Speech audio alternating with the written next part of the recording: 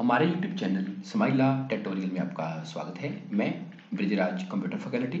आज की इस वीडियो में हम subject computer science class 11th chapter 7 cyber security and ethics के बारे में डिटेल्स में पढ़ेंगे। तो आओ शुरू करते हैं। जैसे कि मैंने आपको पहले ही बताया कि इस चैप्टर का नाम है साइबर सिक्योरिटी एंड एथिक्स। हम किसी न किसी रूप में इंटरनेट का प्रयोग कर रहे हैं, चाहे हम मोबाइल पे कर रहे हैं, चाहे लैपटॉप पे, चाहे कंप्यूटर पे, चाहे टैब पे। तो सबसे ज़्यादा हम सोशल मीडिया यूज़ कर रहे हैं। तो सोशल मीडिया में बहुत ज़्यादा खतरा हो जाता है कि कोई साइबर क्राइम हो जाए या आपकी कोई डाटा हैक कर ले या साइबर फ्रॉड हो जाए। उसके बारे में डिटेल में पढ़ेंगे। उसके साथ एथिक्स कि जब आपने इंटरनेट पे काम करना है तो कौन कौन सी बातों का ध्यान रखना है, उसके बारे में भी इस चैप्टर में पढ़ेंगे। तो शुरू करते हैं कि जो पहला टॉपिक है वो है introduction to cyber crime. So cyber crime का मतलब क्या है कि cyber crime can involve unlawful activities that are used as a tool for theft, fraud, forgery, defamation और मिसचीफ। मतलब साइबर क्राइम में क्या है कि वो अनलॉफुल एक्टिविटीज आ जाती हैं जो कोई हमारा डाटा चोरी कर ले, ऑनलाइन कोई फ्रॉड कर रहा है या डाटा की हैकिंग कर रहा है। तो साइबर क्राइम में कोई भी कंप्यूटर शामिल हो सकता है, पोर्टेबल कंप्यूटिंग डिवाइस, नेटवर्क, कोई लैपटॉप हो सकता है, कोई मोबाइल हो सकता है, कोई कंप्यूटर हो सकता है। इसके थ्रू क्या कर सकते हैं, किसी पर्सन को टारगेट किया जाता है ऑनलाइन थ्रू किसी इलेक्ट्रॉनिक डिवाइस के थ्रू। कुछ सालों में ये क्राइम बहुत ज़्यादा बढ़ा है क्योंकि हमारी जो ज़्यादा डिपेंडेंस है वो किस पे हो चुकी है, ऑनलाइन डिवाइसेस पे हो चुकी है। सो इसके बारे में आगे देखते हैं। तो बात करते हैं कि काजिस ऑफ साइबर क्राइम कि साइबर क्राइम के रीज़न क्या है, कारण क्या है जिसके कारण जो साइबर क्राइम इंक्रीज हो रहे हैं। आज की जो युवा पीढ़ी है, जो लोग हैं, वो क्या चाहते हैं कि शॉर्टकट मेथड से हम फेमस हो जाएं, जहाँ हम अमीर हो जाएं, तो उसके लिए शॉर्टकट मेथड यूज़ करते हैं। जबकि अगर आपने फेमस होना है, जहाँ पैसा कमाना है, तो आपको मेहनत करनी पड़ेगी।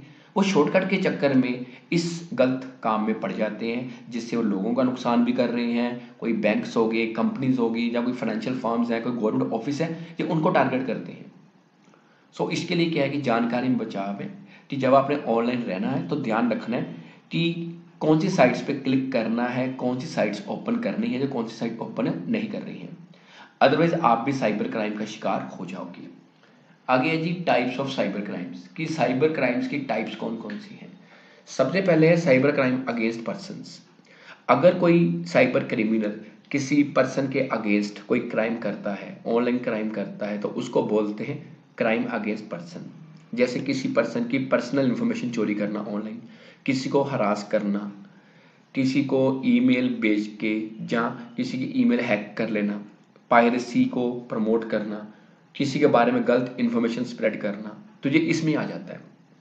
इसमें यंग जनरेशन ज़्यादा उन पे इफेक्ट पड़ रहा है क्योंकि वो सोशल मीडिया पे ज़्यादा डिपेंड है, चाहे फेसबुक है, इंस्टाग्राम है या स्नैपचैट है। वो उस पर आपने ध्यान रखना है कि कम से कम मतलब अपना डाटा शेयर करना है और पर्सनल इंफॉर्मेशन कम से कम शेयर करनी है।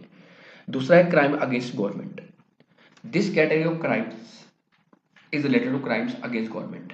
इसमें क्या है कि कोई हो सकता है कि कोई एक देश है, उसका कोई दुश्मन है, वो दूसरा कंट्री क्या कर सकता है कि जो एक दूसरा नेबर कंट्री है उस पर अटैक कर सकता है। लेकिन आज का फिजिकल अटैक नहीं होंगे, वो क्या करेंगे, कोई वायरस स्प्रेड कर देंगे, जहाँ कोई गलत इन्फॉर्मेशन शेयर कर देंगे जो टेररिज्म को इंक्रीज करती है। तो इसमें आ जाता है क्राइम अगेंस्ट गवर्नमेंट। क्योंकि अब वो टाइम नहीं रहा कि फिजिकल लड़ाई हो, अब क्या है कि ऑनलाइन किसी के कंप्यूटर में वायरस छोड़ दो, डाटा हैक कर लो, तो उसका काम हो जाएगा। तो मतलब फिजिकल लड़ाई की जरूरत ही नहीं है। नंबर 3 है crime against property. The third category of cyber crime is that cyber crime against all forms of property. इसमें क्या है कि अनऑथराइज्ड कंप्यूटर वैंडलिज्म कि किसी का कंप्यूटर को नुकसान पहुंचाना, जहाँ वायरस के थ्रू आपके कंप्यूटर में कोई हार्मफुल प्रोग्राम भेजना, जहाँ कोई अनऑथराइज्ड इंफॉर्मेशन आपके सिस्टम में भेजी जा रही है, तो ये होता है क्राइम अगेंस्ट प्रॉपर्टी। आगे कुछ थ्रेट्स हैं जो आपके कंप्यूटर में आ सकते हैं। उनमें सबसे पहला है हैकिंग। हैकिंग का मतलब है कि आपका सिस्टम है, आपका मोबाइल है, कोई अनऑथराइज पर्सन जो है वो आपके कंप्यूटर के डाटा को, मोबाइल के डाटा को यूज कर रहा है, जब उसमें गलत प्रोग्राम स्प्रेड कर रहा है, तो वो हो जाता है हैकर। तो हैकर भी एक साइबर क्रिमिनल है। वो आपका कोई भी कंप्यूटर है, स्मार्टफोन है, टैब है या नेटवर्क है, उसकी इंफॉर्मेशन को डैमेज कर सकता है। तो इसके लिए क्या है कि आपको समय समय पे अपना जो पासवर्ड है वो चेंज करते रहना चाहिए, पासवर्ड स्ट्रॉन्ग होना चाहिए और अपना पासवर्ड किसी के साथ शेयर नहीं करना चाहिए। हैकर आपका डाटा चोरी करके आपको नुकसान पहुंचा सकते हैं, जिसमें फाइनेंशियल लॉस भी हो सकता है और आपको ऐसे भी हरास किया जा सकता है। नंबर 2 है स्पाइंग। स्पाइंग मतलब जासूसी करना किसी की। ये जो स्पाई प्रोग्राम होते हैं ये आपके सिस्टम में आ जाते हैं और आपकी इंफॉर्मेशन निकाल के आगे शेयर करते हैं। और स्पाई किसी के साथ भी, जासूसी किसी की भी हो सकती है, किसी इंडिविजुअल पर्सन की, किसी ऑर्गेनाइजेशन की, कंपनी की या इंस्टीट्यूट की। सो इसके लिए भी आपने किसी अनऑथराइज प्रोग्राम को अपने कंप्यूटर में डाउनलोड नहीं करना। मतलब आपको लिंक आया कि इस ऐप को डाउनलोड कर लो, आपको बेनिफिट होगा या कुछ होगा, तो ऐसा बिल्कुल नहीं करना। तो कई बार हम क्या करते हैं, हमारे फ़ोन में टीम व्यूअर या एनी डेस्क सॉफ्टवेयर वो अपने पर्पज़ के लिए यूज़ करते हैं, किसी मशीन को अगर रिमोटली एक्सेस करना तो। कई बार आपको लिंक आता है कि इस ऐप को इंस्टॉल कर लो, उसको भूल के भी एनी डेस्क या टीम व्यूअर को किसी और लिंक से इंस्टॉल नहीं करना। अगर आपको ज़रूरत है तो प्ले स्टोर से आप अपने पर्पज़ के लिए इंस्टॉल कर सकते हो। आगे है फिशिंग। फिशिंग भी एक टाइप का साइबर अटैक है। इसमें कोई पर्सन क्या करता है कि आपको लालच दे के या गलत इन्फॉर्मेशन दे के आपका पैसा चोरी कर सकता है, आपका आइडेंटिटी के बारे में इंफॉर्मेशन भेज सकता है आगे। सो फिशिंग में क्या है कि आपको मैसेज मान लो आया कि आप इस लिंक पे क्लिक करो, आपको कैशबैक मिलेगा। जब बैंक वाले हम बोल रहे हैं कि आपका कार्ड ब्लॉक हो गया है, आपका कार्ड अपडेट करना है या उसको एक्टिवेट करना है, तो इस तरह से अपनी कभी भी इंफॉर्मेशन, पिन, पासवर्ड वगैरह, क्रेडिट कार्ड डिटेल या एटीएम का डिटेल किसी के साथ भी ऑनलाइन शेयर नहीं करनी। आगे है रैनसमवेयर। रैनसमवेयर भी एक मालवेयर है जो डाटा को लॉक कर देता है। मान लो कि आपको फोन आया, जी मैं आपका डाटा मैंने लॉक कर दिया, मतलब आप अपने सिस्टम को एक्सेस कर रहे हो, आप कुछ भी नहीं कर पा रहे, तो इसका मतलब है कि आपकी मशीन में रैनसमवेयर वायरस आ गया है, वो मालवेयर आ गया है। तो इसका सोल्यूशन क्या है कि जब भी आपने अपने डाटा पे काम करना है तो उसका किसी दूसरी जगह बैकअप रख लो। बैकअप मतलब आप रिजर्व रख लो, ताकि इन केस ये हो कि अगर आपका डाटा कोई लॉक कर भी देता है, आपके पास अपना डाटा तो हो। अगर आपके बैकअप नहीं है तो उस केस में वो आपका डाटा लॉक कर देगा और डाटा को नुकसान पहुंचा सकता है, डाटा को कोड वर्ड में चेंज कर सकता है और आपको उसकी डिमांड पूरी करनी पड़ेगी। सो इसका सोल्यूशन क्या है कि डाटा का बैकअप रख लो। पांचवा है trolling. Trolls are visitors who leave inflammatory comments in public comment section. कि इसमें क्या होता है कि किसी बंदे को ऑनलाइन ट्रोल किया जा रहा है, मतलब कोई ऑथर है या कोई कह सकते हैं कि फेमस पर्सन है, उसके बारे में गलत इन्फॉर्मेशन कमेंट सेक्शन में डाली जा रही है, सोशल साइट्स पे पोस्ट की जा रही है, तो उसको बोलते हैं ट्रोलिंग। आगे साइबर बुलिंग। साइबर बुलिंग जो है ये सबसे ज्यादा ऑनलाइन होती है। कि आप मान लो आपकी वेब आपने कोई अपनी फोटोज वगैरह पोस्ट करी है, कोई पर्सन आपके बारे में गलत इन्फॉर्मेशन स्प्रेड करता है, ठीक है, आपकी जो प्राइवेट पिक्चर्स हैं उनको आगे उसका मिसयूज होता है, तो that is cyber bullying.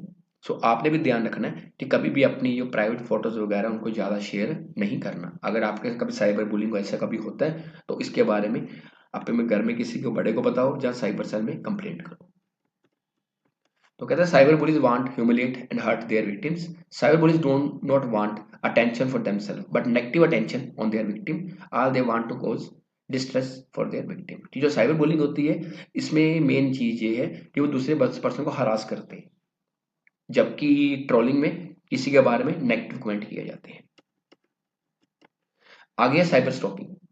Cyber stalking type of cyber crime that use the internet technology to harass a person by stalking their activities. कि साइबर स्टॉकिंग में क्या है कि इंटरनेट टेक्नोलॉजी या किसी भी डिजिटल डिवाइस को यूज करके किसी पर्सन को हरास किया जाता है। ये भी साइबर बुलिंग की एक एक्सटेंशन है, कह सकते हैं कि उसी की तरह साइबर स्टॉकिंग भी होती है। इसमें क्या कर सकता है, कोई पर्सन जो है वो आपके बारे में गलत इन्फॉर्मेशन स्प्रेड करके आपको हरास कर सकता है, आपको मेल भेज सकता है, आपको सोशल मीडिया पोस्ट को टारगेट कर सकता है या किसी और मेथड को यूज कर सकता है। इसका मेन टारगेट क्या होता है, किसी को हरास करना या एम्बैरेसमेंट फील करवाना। तो इसके केस में अगर आपको लगता है कि ऐसा कभी हो रहा है तो साइबर सेल में कंप्लेंट कर सकते हैं। आगे आठवां पॉइंट है कि पायरेसी। पायरेसी का मतलब है कि आपने अपनी कोई चीज पब्लिश करी, आपने अपनी कोई वीडियो बनाई, आपने अपना कोई कंटेंट बनाया, किसी दूसरे पर्सन ने क्या करा, उसको अपना नाम दे के पब्लिश कर दिया, दैट इज पायरेसी। इसी तरह मान लो कोई फिल्म रिलीज होती है, वो थिएटर में लगती है, 2 दिन बाद मान लो उसकी सीडी आपको मिल जाती है, दैट इज पायरेसी। सो जो पायरेसी बनाना वो भी एक साइबर क्राइम है और पायरेटेड कंटेंट देखना वो भी एक साइबर क्राइम है। तो अगर किसी प्रोड्यूसर डायरेक्टर ने मेहनत करी है तो उसको फिल्म को थिएटर में जाके देखो, और अगर आपको लगता है कि आपके कंटेंट की भी पायरेसी बनी है तो इसकी आप कंप्लेंट कर सकते हो। आइडेंटिटी थेफ्ट, ये है 9th पॉइंट। इसका मतलब है कि कोई पर्सन आपका पासवर्ड, आपका ID number, credit card number, ATM card number चुरा के उसका मिसयूज कर सकता है। सो आपको कई बार फोन आता है कि आपके लिए हम ये ऑफर लेके आए हैं, आप हमें ये अपना आधार कार्ड नंबर दे दो, ओटीपी दे दो। सो आपने कभी भी ऐसा नहीं करना। जैसे आपको कहते हैं ओटीपी शेयर नहीं करना किसी के साथ, फिर क्या करें, मान लो आपके घर कोई ऑनलाइन पार्सल आता है, ओटीपी उसको देना पड़ता है। गैस सिलेंडर आता है तब भी ओटीपी देना पड़ता है। सो वो तब देना जब आपको श्योर हो जाए कि ये चीज़ आपने ही ऑर्डर करी है या आपसे ही रिलेटेड है। अदरवाइज कभी भी ऑनलाइन किसी के साथ या फोन पे पासवर्ड शेयर नहीं करना। आगे है CIA ट्राइड। इसका पूरा नाम है कॉन्फिडेंशियलिटी, इंटीग्रिटी एंड अवेलेबिलिटी। इसको CIA ट्राइड भी कहा जाता है। ये एक मॉडल है जो हमारे लिए एक सिक्योरिटी का काम करता है कि जब हम कंप्यूटर पे काम करते हैं, ऑनलाइन काम करते हैं, तो ये हमें गाइड करता है कि किस वे से हम अपना डाटा सेव कर सकते हैं। इसके 3 पॉइंट्स हैं। जैसे पहला पॉइंट है कॉन्फिडेंशियलिटी। कॉन्फिडेंशियलिटी सबसे इम्पोर्टेंट एस्पेक्ट है जब हम साइबर सिक्योरिटी पे काम करते हैं। इसका मतलब है कि आपकी जो इंफॉर्मेशन है वो कॉन्फिडेंशियल रहनी चाहिए। मतलब अनऑथराइज्ड पर्सन आपकी पर्सनल इंफॉर्मेशन ना देख सके, ना उसे चुरा सके, तो उसको बोलते हैं कॉन्फिडेंशियलिटी। जैसे आपका पासवर्ड हो गया, वो एक किस्म का कॉन्फिडेंशियल डाटा है। जब आप ऑनलाइन काम करते हो तो आपको कभी भी अपना मोबाइल नंबर पब्लिक नहीं करना चाहिए, डेट ऑफ बर्थ पब्लिक नहीं करनी चाहिए। आगे है जी इंटीग्रिटी। इंटीग्रिटी मीन्स डाटा और information in our system maintain so that it is not modified deleted by unauthorised user. कि आपकी जो इन्फॉर्मेशन है वो कोई मॉडिफाई या डिलीट ना कर सके कोई अनऑथराइज्ड यूजर। ये भी एक इंपॉर्टेंट एलिमेंट है ताकि आपका डाटा में रिलायबिलिटी और एक्यूरेसी बनी रहे। तो इसके लिए हम क्या कर सकते हैं, डाटा को इनक्रिप्ट कर सकते हैं। इनक्रिप्ट का मतलब होता है डाटा को कोड वर्ड में बदलना। जैसे व्हाट्सएप एक इंटीग्रेट सॉफ्टवेयर है। इंटीग्रिटी कैसी है, आप पहली बार किसी को मैसेज करोगे ऊपर लिखा आता है एंड टू एंड इनक्रिप्टेड। मतलब कि कोई दूसरा पर्सन, मतलब आप 2 लोग चैट कर रहे हो, कोई थर्ड पर्सन आपकी चैट को नहीं पढ़ सकता क्योंकि डाटा इनक्रिप्टेड होता है। आगे इसका थर्ड कॉम्पोनेंट है अवेलेबिलिटी। इसका मतलब है कि it means that the system data are available to individuals when they need it under any circumstances. मतलब कि आपका अपना डाटा आप जब चाहो उसको यूज कर सकते हो। मान लो आप एटीएम मशीन पे पैसे निकलवाने जाते हो, तो आप अपना एटीएम कार्ड डालो, कैश अवेलेबल है तो निकल जाएगा, नहीं है तो साथ वाले एटीएम पे चले जाओ। मतलब कि 24/7 की अवेलेबिलिटी हमें प्रोवाइड करता है, लेकिन उसी पर्सन जो ऑथराइज है। आगे है how to be protected from cyber crime. कि साइबर क्राइम से कैसे बचा जा सकता है। नंबर 1 है यूज सिक्योर कनेक्शन। अगर आप अपनी डिवाइस पे काम कर रहे हो तो आपको एक सिक्योर कनेक्शन चाहिए। ये ना हो कि आप कहीं जाओ, आपका फ्री का वाईफाई मिला तो आपने वाईफाई ऐड कर लिया और अपना काम करना शुरू कर दिया। ऐसा कभी नहीं करना चाहिए। आप वो नेट कनेक्शन यूज करो जो आपको पता है कि आपका अपना है। ज़्यादा जरूरत पड़ती है अपना मोबाइल का हॉटस्पॉट बना सकते हो, लेकिन पब्लिकली कभी भी किसी का वाईफाई जो ओपन पड़ा उसको ओपन नहीं करना। Number 2, keep our device secure. हमारे जो लैपटॉप है, स्मार्टफोन है, कंप्यूटर है, टैब है, इनको आपको सिक्योर रखना पड़ेगा। उसके लिए क्या है कि आपका सॉफ्टवेयर अप टू डेट होना चाहिए और एंटीवायरस आपके सिस्टम में इंस्टॉल होना चाहिए। जैसे विंडोज में विंडो डिफेंडर होता है, इस तरह मोबाइल में भी आप कोई एंटीवायरस डाउनलोड कर सकते हो। थर्ड पॉइंट है stay from suspicious message and sites. कई बार आपको सुपिशियस मैसेज आते हैं जहाँ के साइट्स के लिंक मिल जाते हैं, इस पर क्लिक करो आपको बेनिफिट होगा। ऐसी साइट्स पे कभी भी नहीं जाना, उन मैसेज को इग्नोर करना है। नंबर 4 है यूज स्ट्रॉन्ग पासवर्ड। आपका पासवर्ड स्ट्रॉन्ग होना चाहिए क्योंकि पासवर्ड पे सारा आपका डाटा टिकता है। पासवर्ड में छोटे बड़े लेटर का कॉम्बिनेशन होना चाहिए, स्पेशल कैरेक्टर हो सकते हैं। तो पासवर्ड ऐसा हो जिससे कोई प्रिडिक्ट ना कर सके। अपने नाम पे पासवर्ड नहीं रखना, मोबाइल पे नहीं रखना, या पे बच्चों के नाम पे नहीं रखना, देन गाड़ी का नंबर वो नहीं रखना। अगर 5वां पॉइंट है monitor our bank and credit account. आपका जो भी बैंक अकाउंट है, जो आपका मान लो कि किसी भी यूपीआई के साथ अटैच है, उसको आपने ध्यान रखना है कि कोई गलत ट्रांजेक्शन तो नहीं हो रही। कई बार हमारी ट्रांजेक्शन ज़्यादा होती है तो उस केस में टारगेट हो सकते हैं। सो अपनी बैंक स्टेटमेंट का भी ध्यान रखना है। 6 पॉइंट है be careful with sensitive data. जो आपका सेंसिटिव डाटा है, जो आपका पर्सनल डाटा है, उसके बारे में आपने केयरफुल रहना है। 7 पॉइंट है डोंट ओवर शेयर। ये सबसे इंपॉर्टेंट पॉइंट है क्योंकि आज की जो जनरेशन है उनका काम ये है कि जो भी उनकी इंफॉर्मेशन होती है, कहीं घूमने गए तब फोटोज डाल दी, कोई पार्टी सेलिब्रेट करी, तब फोटोज डाल दी। सो ओवर शेयरिंग भी एक दिक्कत है साइबर क्राइम की। हम कहीं घूमने गए, डाल दिया है कि एंजॉय एयर विद फैमिली, तो मान लो किसी साइबर क्रिमिनल देख लिया, बाहर घूमने गए हो तो घर आके आपका पूरा घर चोरी करके खाली किया हो। सो इस चीज़ का ध्यान रखना है कि अगर आपने फोटो शेयर करनी है, घूम के वापस आ जाओ तब शेयर कर लो, लेकिन वहां बैठे बैठे हर अपडेट किसी को नहीं देना चाहिए। एक एक्टिविटी टाइम आपके लिए कि इसमें मतलब पूछा जा रहा है कि ये क्वेश्चन है कि क्या डू क्या डोंट, क्या करना चाहिए क्या नहीं करना चाहिए। सो ये आप करके अपने टीचर की हेल्प ले सकते हो या मुझे कमेंट सेक्शन में बता सकते हो कि इसका क्या क्या आंसर आपने करा है।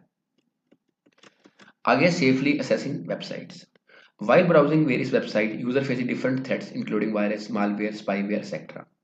कह रहे जब हम ऑनलाइन काम करते हैं हमें कई तरह के वायरस, मालवेयर या स्पाईवेयर प्रोग्राम आ जाते हैं जो हमारे सिस्टम को खराब कर सकते हैं। लेकिन हमारा जो वेब ब्राउजर है उसमें भी बिल्ट इन सिक्योरिटी फीचर होते हैं। जैसे हमारे सिस्टम में विंडो डिफेंडर होता है, देन हमारे सिस्टम में फायरवॉल भी होता है जो डाटा को बचा सकता है, जो हमारी कह सकते हैं कि इनसिक्योर वेबसाइट्स हैं। तो इसके लिए आपको क्या करना पड़ेगा कि कुछ प्रॉब्लम्स आ सकती हैं, मालवेयर, वायरस, एडवेयर या ट्रोजन, ये कुछ थ्रेट्स हैं जो ऑनलाइन मिलते हैं।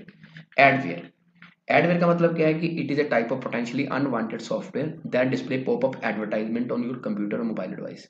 कि जब हम ऑनलाइन काम करते हैं तो एड्स हमें डिस्प्ले हो जाती हैं, ये एक्चुअली मार्केटिंग के लिए यूज होती हैं। कई बार ऐसी एड होती है जो मलिशियस कोड होता है, जिसमें मान लो हम फ्लिपकार्ट, अमेजोन साइट्स की बात करते हैं, अगर हम उस साइट पे जाके शॉपिंग करेंगे तो कोई दिक्कत नहीं आएगी। कई बार होता क्या है कि मिलता जुलता नाम होता है, हम उस पर क्लिक कर देते हैं तो हमारे का साइबर क्राइम हो जाता है। सो एडवेयर के थ्रू कभी भी आपने शॉपिंग नहीं करनी और ना ही उस वेबसाइट को ओपन करना है। नंबर 2 है मालवेयर। मालवेयर का मतलब होता है मलिशियस सॉफ्टवेयर। ये वो सॉफ्टवेयर होता है जो साइबर क्रिमिनल तैयार करते हैं हमारे डाटा को चोरी करने के लिए। हैकर्स इस चीज को यूज करते हैं। इसमें वायरस हो सकते हैं, वोम्स हो सकते हैं, कुछ स्पाईवेयर या एडवेयर प्रोग्राम हो सकता है। आ गया जी वायरस। वायरस एक कंप्यूटर प्रोग्राम है। वायरस का मतलब होता है vital information resources under seize, कि जब हमारी इंपॉर्टेंट इंफॉर्मेशन खतरे में आ जाए तो उसको बोलते हैं वायरस। तो वायरस क्या करता है कि जब ये चलता है तो अपनी मल्टीपल कॉपीज बना के हमारे कंप्यूटर के डाटा को खराब कर सकता है, हमारे किस सिस्टम को डैमेज कर सकता है। तो इसके लिए हमारे सिस्टम में एंटीवायरस होना जरूरी है। आ गया जी ट्रोजन। ट्रोजन को ट्रोजन या ट्रोजन हॉर्स भी बोलते हैं। ये भी एक किस्म का मालवेयर है जो वायरस है। ये भी क्या कर सकता है कि हमारे सिस्टम में जब डाउनलोड होता है तो ये किसी गेम की फॉर्म में आ सकता है, ऐप की फॉर्म में आ सकता है, या सॉफ्टवेयर की फॉर्म में आ सकता है। जब ये हमारे सिस्टम में एंटर हो जाएगा तो ये क्या करेगा, हमारी फाइलों को डिलीट कर सकता है, उनको मॉडिफाई कर सकता है, इनको चोरी करके एक्सपोर्ट करके दूसरी जगह लेके जा सकता है, और बिना हमारी परमिशन के हमारे कंटेंट को अल्टर कर सकता है। अपने आप को सिस्टम का आपका जो है उसको ट्रोजन हॉर्स से बचाने के लिए कोई कह सकते हैं जिस साइट का आपको पता नहीं है वहां से कोई भी सॉफ्टवेयर ना ही डाउनलोड करो ना ही इंस्टॉल करो। जैसे मोबाइल में प्ले स्टोर से सॉफ्टवेयर डाउनलोड करते हो, इसी तरह अथेंटिक वेबसाइट से ही सॉफ्टवेयर डाउनलोड करने हैं। ये भी आपके लिए एक्टिविटी टाइम है, मैच द वर्ड है, ये आपने ट्राई करके देखनी है और अपने कंप्यूटर टीचर से चेक करवा सकते हो या मुझे कमेंट सेक्शन में भी बता सकते हो किसका कौन सा आंसर आपने करा है। आगे है जी साइबर एथिक्स। ये बड़ा जरूरी है साइबर एथिक्स। साइबर एथिक्स का मतलब होता है कि responsible behaviour on the internet, कि इंटरनेट पे जब आपने काम करना है तो आपका बिहेवियर कैसे होना चाहिए। क्योंकि सोशल मीडिया हम सबसे ज़्यादा यूज़ कर रहे हैं, चाहे फेसबुक है, इंस्टाग्राम है, स्नैपचैट है, किसको फॉलो करना है किसको नहीं करना, मतलब ये बिहेवियर आपको ध्यान रखना पड़ेगा। इसमें 4 पॉइंट्स आते हैं। पहला है प्राइवेसी। तो प्राइवेसी का मतलब है it refers to the responsibility to protect data related to individuals. ठीक है, आपकी रिस्पॉन्सिबिलिटी है कि डाटा को प्रोटेक्ट करना है जो किसी इंडिविजुअल पर्सन है या आपका डाटा है। नंबर 2 है accuracy. It is responsibility of data collector to authenticate information ensure its correctness. जो भी इंफॉर्मेशन इंटरनेट पे आपको मिल रही है ये ऑथेंटिक होनी चाहिए और बिल्कुल सही होनी चाहिए, किसी के बारे में गलत इन्फॉर्मेशन स्प्रेड नहीं होनी चाहिए। नेक्स्ट है चौथा, third point, property. It is a concern about who owns information, software, how they sold और एक्सचेंज। मान लो इंटरनेट का सॉफ्टवेयर है, वो किसने बनाया है, किसकी इन्फॉर्मेशन है, उसके बिना कोई पर्सन उसको ना ही एक्सचेंज कर सकता ना ही सेल कर सकता है। आगे है access. This include responsibility of data collector to control access and determine what information a person has right to obtain about others and how the information can be used. इसका मतलब है कोई पर्सन किसकी इंफॉर्मेशन है उसके बारे में आपको पता होना चाहिए कि उस इंफॉर्मेशन को कैसे ऑब्टेन करना है, उसको कैसे यूज करना है। तो ये आपका आ जाता है साइबर एथिक्स में। आगे है ई वेस्ट मैनेजमेंट। ये भी आजकल का एक बहुत ही जरूरी टॉपिक है। जैसे हमारे घर पे कूड़ा कर इकट्ठा होता है, हम उसको बाहर डस्टबिन लगे हैं उनमें फेंकते हैं, या कोई गली में आता है ऑटो वगैरह या ट्रॉली आती है उसमें डाल देते हैं। लेकिन ई वेस्ट का क्या किया जाए? ई वेस्ट मतलब इलेक्ट्रॉनिक वेस्ट। सरकार की तरफ से या प्राइवेट कंपनीज की तरफ से ई वेस्ट सेंटर तो बनाए गए हैं, लेकिन ये सफिशियंट नहीं है जितना ई वेस्ट इकट्ठा हो रहा है। जैसे हमारा कोई पुराना कंप्यूटर खराब हुआ, हमने बेच दिया। पुराना कीबोर्ड खराब हुआ, फेंक दिया। पुराना माउस खराब हुआ, फेंक दिया। देन हमारा पुराना मोबाइल खराब हुआ, फेंक दिया। पुराना चार्जर है वो फेंक दिया या किसी को दे दिया। सो ई वेस्ट मैनेजमेंट का मतलब ये है कि जो आपकी डिवाइस की लाइफ खत्म हो चुकी है, अब उसका कोई यूज नहीं है, तो उसका क्या किया जाए, उसके बारे में हम आगे इस चीज को कवर करेंगे। तो जो ई वेस्ट है ये एक हार्मफुल है हमारे मतलब अर्थ के लिए या एनवायरनमेंट के लिए। So E waste management is defined as a holistic method of cutting down E waste from the planet to prevent its harmful toxic effect on environment. It recycles and reuse the e-waste that is no longer needed. तो e-waste का क्या करना चाहिए कि इसको ऐसा ना किया जाए कि हमारे environment के लिए harmful हो, इसको रिसाइकल करके रीयूज किया जाए, ताकि वो एक बार अगर खराब हो गया तो दोबारा उसको ठीक करके मार्केट में लाया जाए। आगे effect of e waste on environment. पहला पॉइंट है जी एयर पोल्यूशन।